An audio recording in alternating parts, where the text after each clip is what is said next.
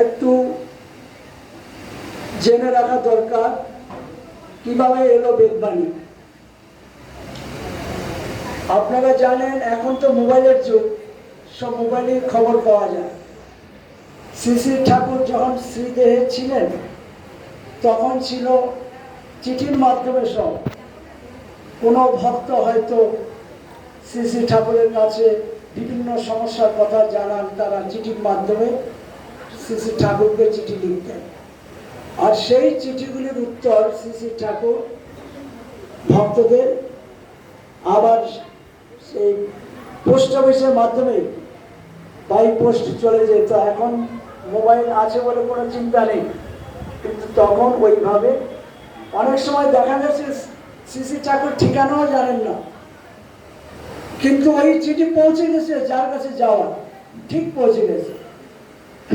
ঠাকুরের কি মহিমা দেখুন।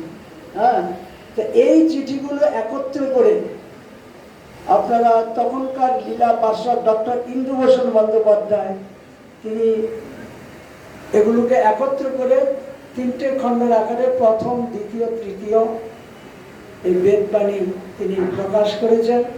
তাই আমরা ডক্টর ইন্দুভূষণ বন্দ্যোপাধ্যায়ের কাছে আমরা কৃতজ্ঞ, কারণ এই বেদবাণীর মধ্যে যাবতীয় আছে, শ্রীমদ্ ভাগবত বলুন, বেদ, উপনিষদ যাবতীয় এর মধ্যে নিহিত আছে। অনেক সময় আমরা কিং কর্তব্য বিমূঢ় হয়ে গেছি, সংসারে নানান ঝামেলা থাকে, হতাশাগ্রস্ত, কি করবো দিশাই পাচ্ছি না। তখন আপনি মাঝখান থেকে একটা চিঠি বার করলেন, দেখলেন যে ওই উপদেশ আমাকেই দেওয়া হচ্ছে। শ্রী শ্রী ঠাকুর এই অমূল্য সম্পদ আমাদের দিয়ে গেছেন, সাংসারিক জীবনের এটা অমূল্য সম্পদ। তাই আমি অনুরোধ করব আপনারা অন্তত একটি করে চিঠি রোজ পড়বেন, আর যত পড়া যাবে ততই জানা যায়। ওনার উপদেশ অনেক সময় বোঝাই যায় না কি বলছেন, খুব কঠিন।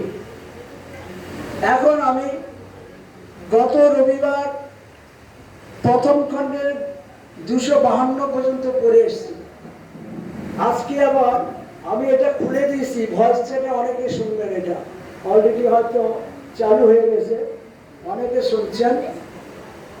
এটা আমি চালু করে দিয়েছি।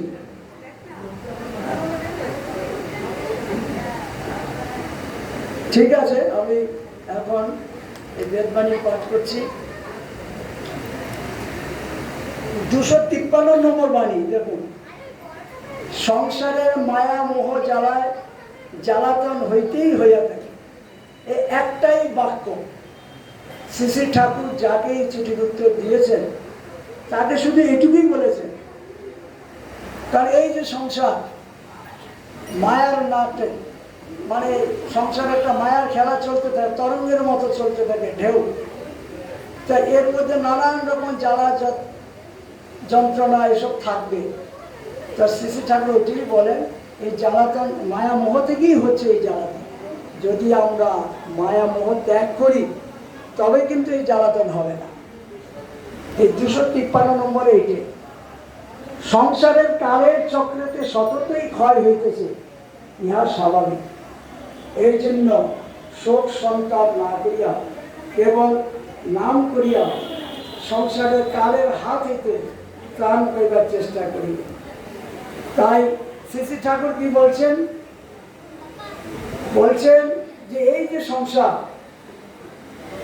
কালের চক্রাকারে চলছে, আমাদের একদিন একদিন করে আমাদের আয়ু ক্ষয় হচ্ছে, চক্রাকারেই চলছে, ক্ষয় হচ্ছে আর কি, এটা স্বাভাবিক।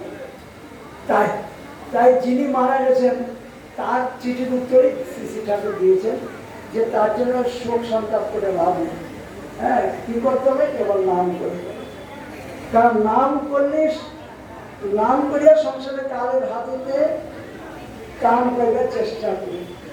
তাই এই নামের উপর কীর্তনের মাধ্যমে বলছি, জয় নাম শ্রী কৃষ্ণ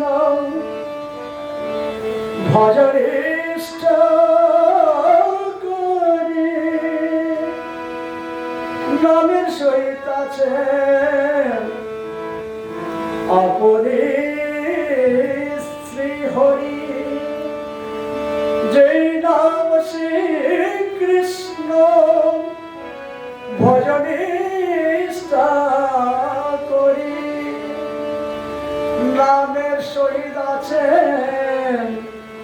হরি শ্রী হরি হরে নামৈব হরে নামৈব হরে নামৈব কেবলম হরে নাস্তিব নাস্তিব গতি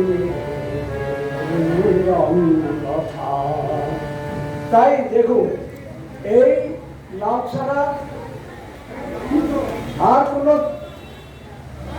কোনো কারোর হাত থেকে ত্রাণ পাইবার আর কোনো উপায় নেই। শ্রী শ্রী ঠাকুর বলছেন আমরা যেন সর্বদা নাম করি। নাম ছাড়া এই পুত্র কলত্রাদি যাহা সকলই প্রারব্ধ। তাহলে যার চিঠির উত্তর শ্রী শ্রী ঠাকুর দিয়েছেন তিনি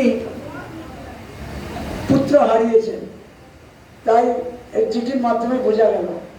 তো কাজে এই যে পুত্র কলত্রাদি যা কিছু আছে এগুলি তো সব নির্দিষ্ট ভাগ্যে, যেটা প্রারব্ধ বলতে ভাগ্য। শ্রী শ্রী ঠাকুর দু জায়গায় বলেছেন, এক জায়গায় প্রাক্তন, আরেক জায়গায় প্রারব্ধ। দুটোর অর্থই একই, ভাগ্য। তবু প্রাক্তনকে আমরা অতীতে যা কি কর্ম আমরা করেছি, আগের জন্মে আমরা কি করেছি সেটা আমরা কিছুই জানি না। তো ওই কর্মফল ধরুন যেটা বর্তমানে আসবে সেটা প্রাক্তন, আর প্রারব্ধ আমাদের ভবিষ্যতে কি হবে সেটা আমরা কিছুই জানি না। সেটা যদি কেউ তপস্যার দ্বারা সে শক্তি লাভ করেন তিনি জানতে পারবেন ভবিষ্যতে কি হবে। তো কাজে ওটা হলো প্রারব্ধ বা ভাগ্যে। ভাগ্যে যেটা নির্দিষ্ট হয়ে আছে সেটা মেনে নিতেই হবে। শ্রী শ্রী ঠাকুর তাই বলছেন, কেবল ধৈর্য ধরিয়া ওই নামে পড়িয়া থাকবে। তাই যেই নাম আমরা পেয়েছি সেই নাম ধরে আমরা ধৈর্য সহকারে এগিয়ে যাব। পরবর্তী চিঠিটা বলছেন 255 নম্বর বাণী, সংসার মায়াময়, কেবল অনন্ত তরঙ্গ, স্থিরত্ব রাখা ও থাকা সুকঠিন। আমাদের এই সংসার একটু আগেই বলা হলো মায়ার খেলা। এই স্বামী স্ত্রী, ছেলে মেয়ে, নাতি নাতনি সব এগুলো কিন্তু মায়া, অস্থায়ী। আমরা ও সুখ দুঃখ নিয়েই থাকবে সবসময়। কিন্তু শ্রী শ্রী ঠাকুরের উপদেশ কি? শ্রী শ্রী ঠাকুর বলেন যে যা যা উপস্থিত কর্ম যেটা আমরা সংসারে করে যাব, কিন্তু লক্ষ্যবস্তু না। যেমন আপনারা অনেকে জানেন যে আগেকার দিনে ঢেকি ছাটাতে যারা বয়স্ক তারা বলতে পারবেন, এখনকার যারা আছেন তারা হয়তো জানেন না। ঢেকিতে ধান রেখে একটা গর্ত করা হয়, ওটার মধ্যে আলের মতো মানে লোহার আল থাকে, ওর মধ্যে ধান দেওয়া হয়। তারপর দুজন ওখানে ওই ঢেকির ওই যে কাঠের যে ঢেকি আলটা থাকে ওই গর্তের পাশাপাশি থাকে, আর যারা মানে ওটা পাড়া দেয় আর কি, মারিয়ে উঁচা করে আবার ছেড়ে দেয়। আর যে সামনে বসে থাকেন উনি আবার এটাকে হাতে নেড়ে দেন। তা এইখানে দেখুন এই কথাটা এই জন্য এসছে, ভদ্রমহিলা তার বাচ্চা কুলে আছে, বাচ্চাকে বুকের দুধ খাওয়াচ্ছেন, আবার পাড়া প্রতিবেশী এসছেন তাদের সঙ্গে কথা বলছেন, আবার হাতটা এবারে নেড়ে দিচ্ছেন, মানে সময় মতো। যদি একটু এদিক ওদিক হয়ে যায় তাহলে হাত কেটে যাবে। তাহলে লক্ষ্যবস্তু ওই আলের দিকে যেন মানে ধানটাকে যে নেড়ে দেওয়া হচ্ছে তাহলে ঠিকমতো এটাই হবে, পেশাই হবে, চাউলটা বেরোবে। তার লক্ষ্য কিন্তু ওটা যে ওখানে যেন হাতটা কেটে না যায়। তাহলে আমাদেরও তাই করতে হবে। আমরা এই যে নাম পেয়েছি, আমাদের লক্ষ্যবস্তু এই নাম। শ্রী শ্রী ঠাকুর তিনি আমাদের প্রতি, তিনি প্রতিদেবতা, তিনি সব কিছু। এই নাম আমরা সর্বদা করব, আর উপস্থিত যা যা কর্ম করে যাব। দেখুন ওই ভদ্রমহিলা একসঙ্গে 3টি কাজ করলেন, বাচ্চাকে দুধ খাওয়াচ্ছেন, পাড়া প্রতিবেশীদের সঙ্গে কথাও বলছেন, আবার হাত দিয়ে নেড়ে দিচ্ছেন, মানে ওইটাই আসল, যে ওটার জন্য হাতটা কেটে না, মানে সাংঘাতিক। এই যে এইভাবে লক্ষ্যবস্তু, আমাদের লক্ষ্যবস্তু এই নাম, নামকে সর্বদা আমরা সম্পূর্ণভাবে সমর্পণ করবো, 100% সারেন্ডার, একটু কম হলে চলবে না। যখন দ্রৌপদীর বস্ত্র হরণ হয়েছিল তখন কি হয়েছে, যে দুঃশাসন বস্ত্র টানছে, আর দ্রৌপদী এক হাতে ভগবানকে ডাকছেন, শ্রীকৃষ্ণকে, প্রভু আমাকে আমার ইজ্জত থেকে রক্ষা করো। ভগবান তখন আসেনি। যখন দেখলেন আর কোনো উপায় নেই, দুহাত তুলে মানে সম্পূর্ণ সারেন্ডার 100%, তখন ভগবান সেই বস্ত্র দিতে লাগলেন, আর দুঃশাসন পরে নিজেই হাঁপিয়ে পড়ে গেল। কাজেই আমরা যেন শ্রী শ্রী ঠাকুরের উপর সবাই আমরা 100 ভাগ যেন তার উপর সমর্পণ করি। তাই এই চিঠিটা এটাই হলো যে একমাত্র নামই সত্য, কেবল ধৈর্য ধরিয়া ওই নামে পড়িয়া থাকবে। 255 নম্বর বাণী, সংসার মায়াময়, কেবল অনন্ত তরঙ্গ, স্থিরত্ব রাখা ও থাকা সুকঠিন। হ্যাঁ, একমাত্র ভগবান নিরপেক্ষ স্বরূপে প্রতি পদে পদে বিচরণ করিয়া থাকেন। শ্রী শ্রী ঠাকুর কিন্তু ভগবান আমাদের, তিনি নিরপেক্ষ। হ্যাঁ, তিনি বলেন যে আপনারা কে কি করতেছেন, ঠাকুরের ভাষা, আমি সব আয়নায়, যেমন আমরা নিজের ছবি দেখতে পাই, আয়নার মতো আমি সব দেখতে পাই, আপনারা কে কি করতেছেন। আবার বলেন আপনি ছাড়লে কি, আমি আপনাকে ছাড়ুন না। এইবার একটু গানের মাধ্যমে বলি, আমি আমার একার জন্য বলছি না, আমাদের সবাইকে নিয়ে।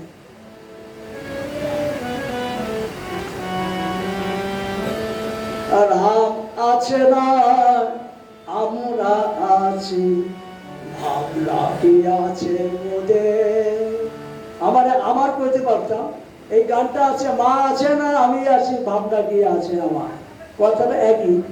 রাম আছে না আমরা আছি, ভাবনা কি আছে মোদের। রামের হাতে খাই পড়ি, রামের হাতে খাই পড়ি, রাম নিয়েছেন সকল ভার। রামের হাতে খাই পড়ি, রাম নিয়েছেন সকল ভার। তাই না, তিনি আমাদের সব ভাগ নিয়েছেন। রাম আছে না আমরা আছি, ভাবনা কি আছে মোদের।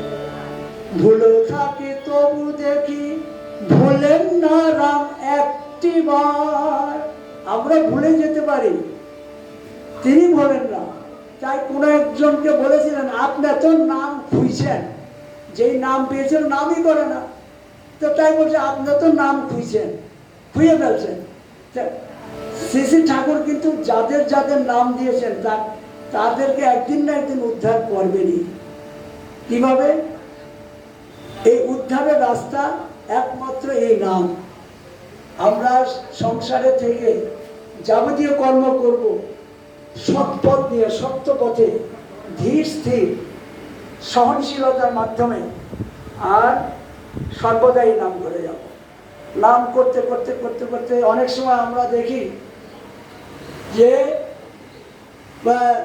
আমাদের মায়েদেরই বেশি দেখি, ঠাকুরের আসন মানে বাসি কাপড়ে ছুঁবেন না, কিন্তু শ্রী শ্রী ঠাকুর কত সহজ করে দিয়েছেন।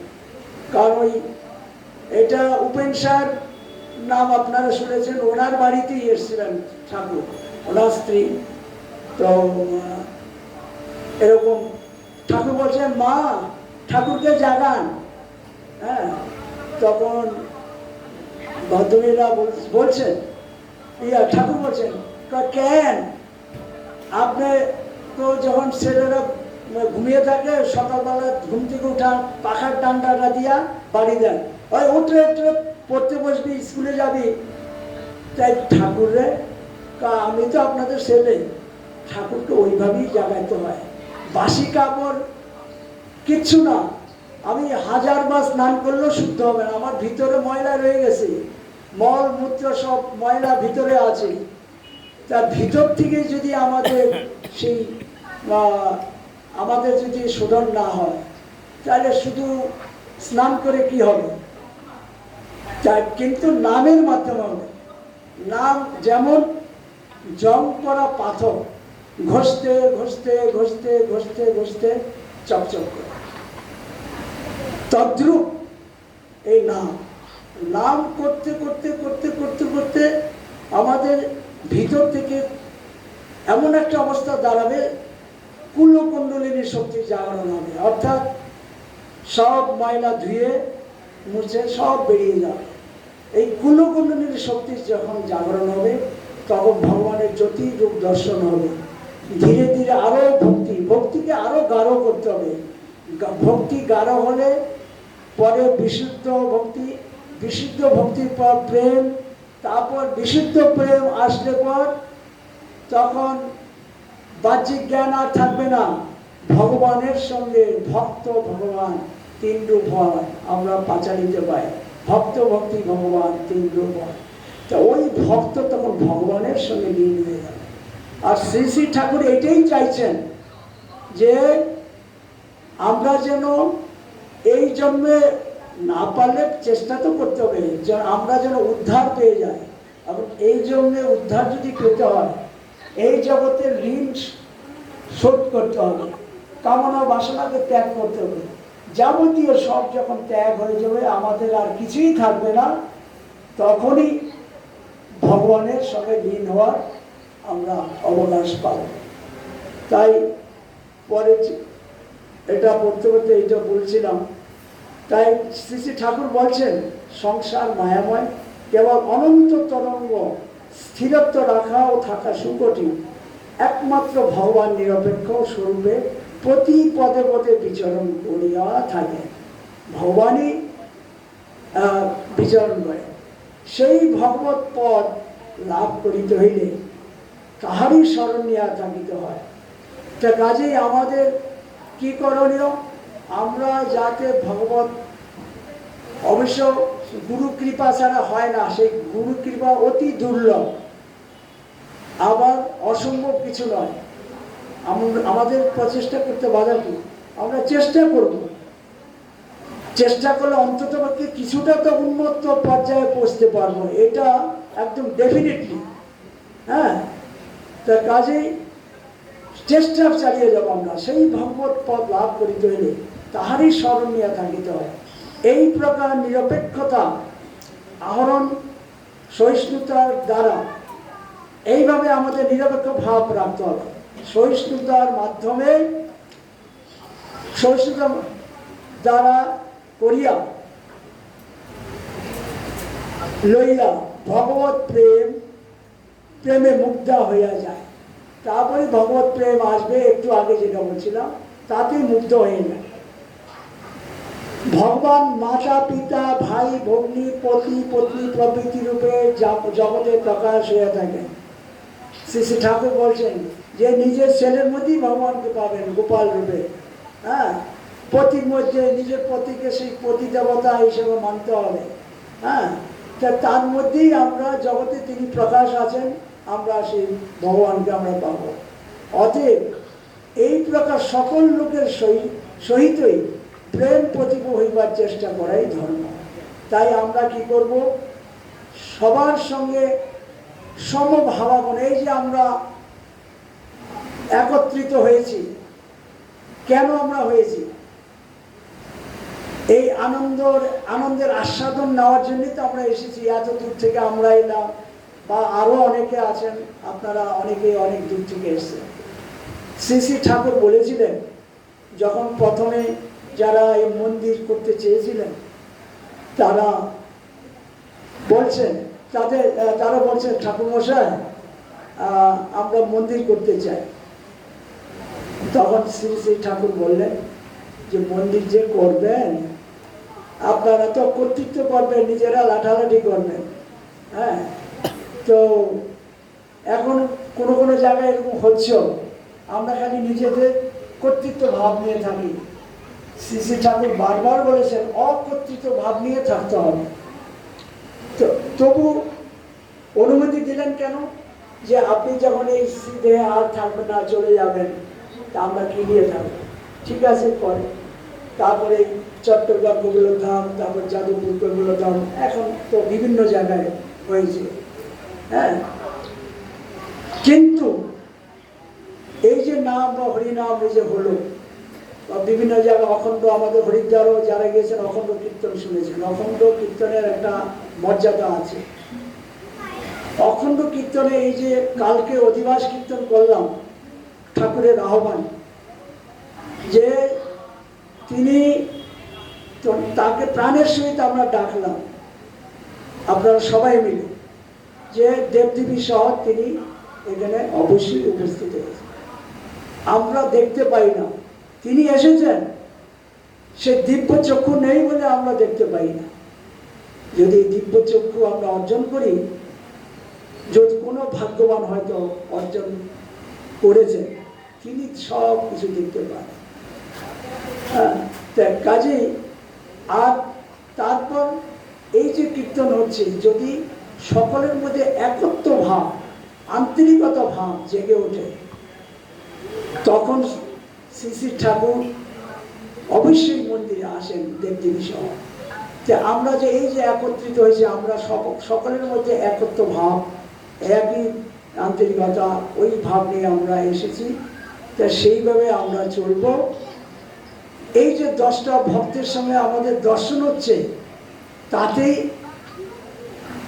আমাদের আধ্যাত্মিক উন্নতি হচ্ছে দর্শনে। কেননা বাতাবরণ যেটা, দেবদেবী সহ শ্রী শ্রী ঠাকুর এখানে এসেছেন, তাদের শ্বাস প্রশ্বাসে সমস্ত জায়গায় মধুর একটা সুমিষ্ট সুগন্ধ ছড়িয়ে পড়ে, তার সুমিষ্ট সুবাস তার এই জায়গার মধ্যে ছড়িয়ে পড়েছে। তাই কাজেই যারা এসেছেন তারা সকলেই ভাগ্যবান, কারণ এই পরিবেশে এসে সকলের স্বাস্থ্যের উন্নতি হবে অবশ্যই। আজকে আমি যে আসতে পারলাম, আমি তো ভাবতে পারিনি আসতে পারবো, কিন্তু ওই যে আমার ইচ্ছায় চলবে না তো, শ্রী শ্রী ঠাকুরের ইচ্ছা, তাই আমি এখানে আসতে পারলাম না। তো টিকিটও ক্যান্সেল হয়ে গেছিল, আবার তৎকালে টিকিট করে আসলাম। তা দেখুন, নিজের ইচ্ছায় যদি চলতাম তাহলে তো হতো না। আর এই যে একটা নামের গুণ, যেমন দেখুন, আমরা যখন ঘরে হয়তো ডাক্তার ডাকতে হবে, খুব মুমূর্ষ অবস্থা রোগী, ডাক্তার কল করা হলো, ডাক্তার আনার পর রোগী যেই ডাক্তারবাবুকে দেখলেন, সঙ্গে সঙ্গে অর্ধেক রোগ কমে সেরে গেল। ওই যে ভিতরে একটা মানে ওই যে সাহস, সেটা ভগবানই প্রদান করে। তদ্রূপ এই যে শরীর খারাপ ছিল, কোমরের ব্যথা, আমার মোহন ভাইয়ের সুগার এসে, ওকে নিয়মিত ইনসুলিন দিতে হয়, আমরা দুজন একসঙ্গেই থাকি। এই অবস্থায় আমরা এলাম, কিন্তু আসাতে কি হলো, আমাদের শরীর সুস্থ হয়ে গেল। কেন? নামের মহিমা। এটাই হচ্ছে নামের মহিমা। নামের মহিমাতে সব সুস্থতা এসে যায়। আচ্ছা, যাই যেখানে পড়ছিলাম সেটা বলছি, যে ভগবান মাতা পিতা ভাই ভগ্নী পতি পত্নী প্রভৃতি রূপে জগতে প্রকাশ হইয়া থাকেন। অতএব এই প্রকার সকল লোকের সহিতই প্রেম প্রতীক হইবার চেষ্টা করাই ধর্ম। সবার সঙ্গে আমরা যেন প্রেম ভাব, ভালোবাসা, আন্তরিকতা ভাব যেন আমাদের মধ্যে ফুটে ওঠে, তবেই এই উৎসবের সার্থকতা। হ্যাঁ, আর জগতের যথাসাধ্য সকলকে সমভাবে প্রীতি করিতে হইলে সহিষ্ণুতার আবশ্যক। শ্রী শ্রী ঠাকুর বারবার এটাই বলছেন, সহিষ্ণুতা আর ধৈর্য। আজকে আমাদের ভারতবর্ষেই বেশি এই দুরবস্থা, আমাদের সহ্য ক্ষমতা নেই, ধৈর্য সহিষ্ণুতা নেই, যার ফলে দেখা যায় আমরা টিভিতে বা পেপারে পড়ে দেখি হয়তো ছেলে মাকে মেরে দিল, বাবাকে মেরে দিল, এইসব ঘটনা হচ্ছে। কেন হচ্ছে? ধৈর্যের অভাব, সহনশীলতার অভাব। যার জন্য শ্রী শ্রী ঠাকুর বলেছেন ধৈর্যই পরম ধর্ম, সহনশীলতা পরম ধর্ম। আর যার জন্য আমরা এই পৃথিবীতে এসেছি সেই নাম করা। যখন আমরা মাতৃগর্ভে ছিলাম তখন সেই অবস্থায় আমরা কি বলেছি ভগবানকে? বাচ্চা তখন ভগবানের সঙ্গে কথা বলে, প্রভু আমাকে পৃথিবীর আলো দেখাও। তখন ভগবান বলেন, তুমি আমার নাম করবে? তো তখন বলছে, হ্যাঁ প্রভু তোমার নাম করবো। কিন্তু দেখা গেল যেই মাতৃগর্ভ থেকে ভূমিষ্ঠ হলো, সঙ্গে সঙ্গে বাচ্চা কিভাবে কাঁদে, ওয়া না তোমার নাম করবো না। আর মহাপুরুষ যখন জন্ম নেন তিনি যা বলে আসেন, অঙ্গীকার করেছেন সেটাই বলেন, ওয়া, বাচ্চা ওইভাবেই কাঁদে। মহাপুরুষরা যারা এই পৃথিবীতে এসছে, কাজে আমরা যেই নাম ভুলে গেছি, তার নাম ভুলে গেছি। নির্দিষ্ট সময়ে এসে গুরু সেই নাম প্রদান করে। প্রত্যেকের গুরু নির্দিষ্ট। আর গুরু অর্থ কি? গু অর্থ অন্ধকার, রু অর্থ আলো। অর্থাৎ যিনি অন্ধকার থেকে আলোতে নিয়ে যান, এই যে নাম প্রদান করলেন, সেই নামে আলো, আমরা সেই আলোটা আমাদের ভিতরে তিনি দিয়ে দিলেন, নাম প্রদান করলেন। আর সেই নামটাই আমরা অহরহ জপ করব, যে কোনো অবস্থায়, আসনে বসে হোক, রাস্তাঘাটে চলতে ফিরতে। ঠাকুর বলেছেন চলতে ফিরতে বিপদ আপদ থাকলে অল্পের মধ্যে বেরিয়ে যাবে, মানে অতটা হবে না। আমাদের রাখাল ভাই 3-4 দিন আগে ও নিজে স্কুটি চালিয়ে, ওই ঘটনাটাই দেখুন, ও যে আসতে পেরেছে এটাই সবচেয়ে বড় কথা। ও স্কুটি চালিয়ে পড়ে গেছিল, অন্ধকার ছিল ওই রাস্তাটা, একটু গর্ত ছিল, পেছনে কোনো ওটাতে প্রচুর ট্রাফিক, কোনো যানবাহন ছিল না। ও পড়ে গেছিল, বুকে একটু ব্যথা হয়েছে, পায়েও একটু হয়েছে, তো ব্যথা এখনো আছে। ওই ভগবানের নাম করতে করতেই চালাচ্ছিল। ও নাম করেছে বলে বেঁচে গেছে। যদি এই নাম না করতো, তাই আমাদের রাখাল ভাই বেঁচে গেল। হ্যাঁ, আজকে আপনাদের এখানে এসে সেই নাম শোনাতে পেরেছে, আনন্দ দিয়েছে। দেখুন, তা কাজেই দেখুন আমার জীবনেও হয়েছে, সেটা আর বলতে চাই না। একটা ঘটনা আমি উল্লেখ করলাম, কারণ এটা রিসেন্টলি হয়েছে, তাই আমি এটা বললাম। তাই দেখুন নামের কি মহিমা, নামের কি গুণ। জগতে যথাসাধ্য সকলের সমভাবে প্রীতি করিতে হইলে সহিষ্ণুতার আবশ্যক, যাহাতে সকলের দোষ গুণে লক্ষ্য না রাখিয়া নিরপেক্ষভাবে সকল কর্ম প্রাক্তন সূত্রে উপস্থিত করিয়া দেয়, তাহার বেগ ভোগ করিতে করিতে ভোগ মুক্ত হইয়া দণ্ড মুক্ত করে পরম শান্তিধাম শ্রী ভগবানের নিকটস্থ হইয়া থাকে। এই ধর্মই সত্যরূপ। দেখুন শ্রী শ্রী ঠাকুর কি বলেছেন, সকলের দোষ গুণের লক্ষ্য না রেখে আমরা কি করি। এই জন্য এক জায়গায় শ্রী শ্রী ঠাকুর বলেছেন, না লেবে কারে দোষ, না করিবে কারে দোষ, আপনি হইবেন সাবধান।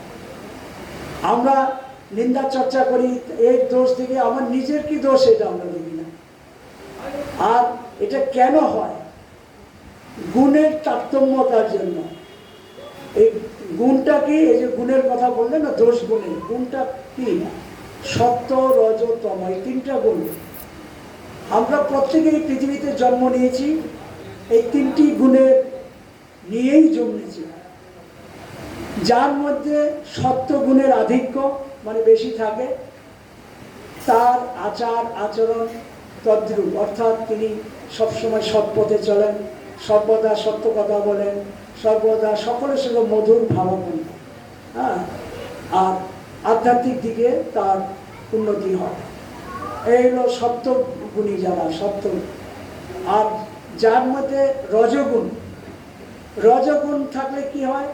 চঞ্চলতা, দাম্ভিকতা, অহংকার, এসব ভাব থাকে, কর্তৃত্ব ভাব। আর আর্থিক উপার্জন, যেটা আজ আছে কাল নেই, হ্যাঁ, সেটাও গানের মাধ্যমে বলা যায়। করবো তো একটু, বলছে দেরি হচ্ছে না, আর একটু করবো তো। আচ্ছা, এই যে আমরা যে যে ব্যক্তি আজ ধনী, কাল তিনি গরিব হয়ে দিতে পারে, তাই কোনো কিছু দাম্ভিকতা করতে নেই। এটা পরে গান করছি। তারপর তমগুণ। তমগুণের যত রকম ভ্রষ্টাচার, অসৎ চরিত্র, চুরি ডাকাতি, নানান রকম, এগুলো তমগুণের মধ্যে পড়ে। এই যে এগুলো থাকে বলে আমরা বদনাম করি, এই লোকটা খুব খারাপ, খুব দোষারোপ করি। শ্রী শ্রী ঠাকুর কি বলছেন? কাউকে আমরা দোষারোপ করব না। কেন? তার ভিতরে ওই গুণের আধিক্য, তমগুণের আধিক্য, তাই তার স্বভাবটা ঠিক সেই রকম। আবার এই তমগুণের আধিক্য থেকে এই নামের মাধ্যমে অনেক ঘটনায়, সেই রামায়ণের কথা এখন মনে পড়ে গেল। বাল্মীকি মুনি দস্যু ছিলেন, ডাকাত, পরে বাল্মীকি মুনি হলেন কি করে? তমগুণই তো ছিল তার। তমগুণ থেকে পরে তিনি মহারিষি মহামুনি হয়ে গেলেন। সে রামায়ণও রচনা করলেন জন্মবার আগে। রাম রাম রাম রামও বলতে পারতেন না, মরা, মানে নারদ মুনি এসে, এটার ডিটেলস বলতে চাই না। হ্যাঁ, তো বলছে আপনি এখানে, কারণ উনি বলেছিলেন নারদ মুনি যে আপনি যে এই যে এত পাপ করছেন, এই পাপের ভাগিদার কে হবে? আপনার স্ত্রী, মা, বাবা, তারা কি পাপের ভাগিদার হবে? হ্যাঁ, কেন হবে না? বলছে না, তুমি জিজ্ঞাসা করে আসো। বলছে তা ঠিক আছে, কিন্তু তুমি তো পালিয়ে যাবে। গাছের সঙ্গে বেঁধে দিল, দড়ি দিয়ে ভালো করে আটকে গাছের সঙ্গে বেঁধে দেওয়া হলো। গেল বাড়িতে। হ্যাঁ, বাড়িতে গিয়ে জিজ্ঞেস করলো যে আমি যে সংসার চালাচ্ছি, হ্যাঁ, যেভাবেই হোক ডাকাতি করেও যেভাবেই হোক আমি সংসার চালাচ্ছি, তো এর পাপের ভাগিদার তোমরা হবে তো? স্ত্রীকে বলছে কেন? তুমি যেমন চালাও তুমি বুঝবে, আমি কেন পাপের ভাগিদার হব? মাও তাই বলে, বাবাও তাই বলে। তখন দৌড়ে ঊর্ধ্বশ্বাসে আসলে, এসে উনি দেখলেন দড়ি দিয়ে বেঁধে দেওয়া, সে দড়ি আপনাদের কি করে গেছে, তার পায়ে বললেন। তাহলে দেখুন, তারপর তো তিনি মুনি ঋষি হয়ে গেলেন। তাই কাজে কাউকে আমরা দোষ দেব না।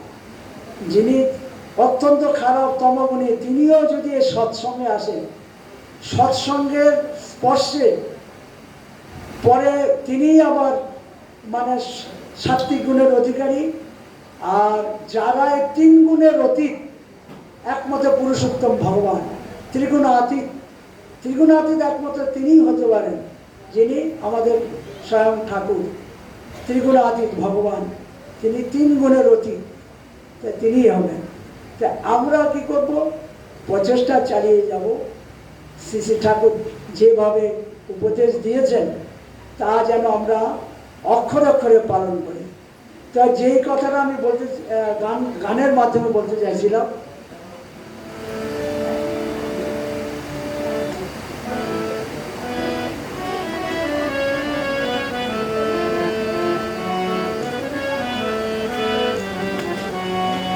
শ্রীরাম ধামে যাবি যদি, শ্রীরাম ধামে যাবি যদি, শ্রীরাম গুণ গাও নিরবধি। শ্রীরাম ধামে যাবি যদি, শ্রীরাম গুণ গাও নিরবধি। শ্রীরাম আছেন গোলক ধামে, আর নাম বিলাতে এলেন ধর ধামে। শ্রীরাম আছেন গোলক ধামে, আর নাম বিলাতে এলেন ধর ধামে। এ নাম মন্ত্র দিলেন বহু ভক্তগণে, নাম বিনে গতি নাই এ ধরা ধামে। নামের জোয়ার আনলেন এ কলি যুগে। শ্রী শ্রী ঠাকুর নামের জোয়ার নিয়ে এসেছিলেন, নামের জোয়ার আনলেন এ কলি যুগে। শ্রীরাম পে ধন্য হলেন বহু ভক্ত। শ্রীরাম নামে যাবি যদি, শ্রীরাম গুণ গা নিরবধি। শ্রীরাম নামে যাবি যদি, শ্রীরাম গুণ গা নিরবধি। গানটা বড় আছে, আমি ঠাকুরের নামে এটা লিখেছি, তো পরে মানুষ যেটা যেটা বলতে চাই ওইটাই নাম।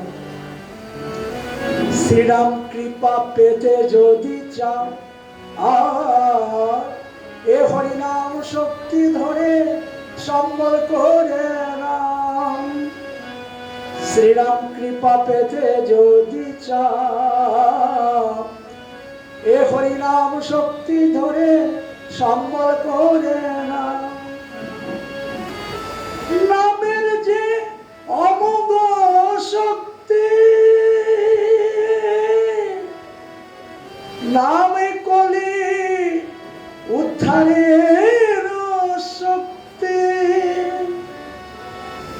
নামের যে অমোঘ শক্তি, নামে কলি উদ্ধারের শক্তি। ওরে ধন দৌলত আছে যাহা, ওরে ধন দৌলত আছে যাহা, আজ আছে কাল নাহি রহিবে তাহা। এটা বলার জন্যই এই গানটা গাইলাম। ওরে ধন দৌলত আছে যাহা, আজ আছে কাল নাহি রহিবে তাহা। শ্রীরাম নামে যাবি যদি, শ্রীরাম গুণ গা নিরবধি। শ্রীরাম নামে যাবি যদি, শ্রীরাম গুণ গা নিরবধি।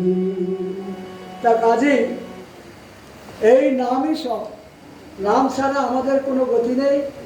আর শ্রী শ্রী ঠাকুর বলেছেন নিরপেক্ষ ভাব নিয়ে যেন আমরা থাকি। আর যা কিছু সকল কর্ম আমরা যা করছি প্রাক্তন সূত্রে যেটা উপস্থিত হয়েছে, সেটা ভালো মন্দ সব মিলিয়ে সেগুলো আমরা ধৈর্য সহকারে মাথা বেঁধে নেব। সেটাই শ্রী শ্রী ঠাকুর বারবার আমাদের সতর্ক করেছেন। তাইলেই দণ্ডমুক্ত হবে। ভোগ ছাড়া দণ্ডমুক্ত হয় না। ভোগ ভিন্ন, স্বয়ং ভগবানেরও ক্ষমতা নেই দণ্ডমুক্ত পারে। তাই ভোগ ভিন্ন প্রারব্ধ দণ্ড খণ্ডিতে নারে, শ্রী গোবিন্দ ভোগ ভিন্ন প্রারব্ধ দণ্ড খণ্ডিতে নারে, শ্রী গোবিন্দ। তথাপি পারে কিঞ্চিত করিলে হরিনাম তথাপি পারে কিঞ্চিত করিলে হরিনাম। এই যে হরিনাম হলো, এই যে প্রারব্ধ দণ্ডের হাত থেকে রেহাই নেই, আসবেই। স্বয়ং ভগবানও সেই দণ্ড থেকে রেহাই দিতে পারেন না। নাম আর নামই অভেদ, তথাপি নামের সাংঘাতিক জোর। তাই এই নামের মাধ্যমে কিছুটা খণ্ডন হবে। তথাপি পারে কিঞ্চিত করিলে হরিনাম। হরিনাম বিনে নাই যে গতি, হরিনাম বিনে নাই যে গতি। কলির উদ্ধারের শক্তি, হরিনাম বিনে নাই যে গতি। কলির উদ্ধারের শক্তি, হরিনাম বিনে নাই যে গতি। হরি বল, হরি বল, হরি বল, হরি বল।